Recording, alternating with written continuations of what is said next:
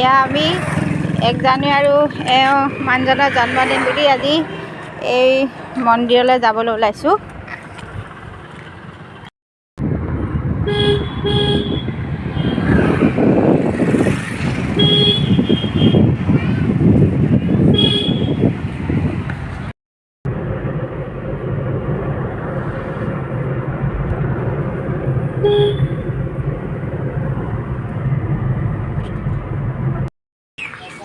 এয়া মন্দিৰ পাই গ'লোহি।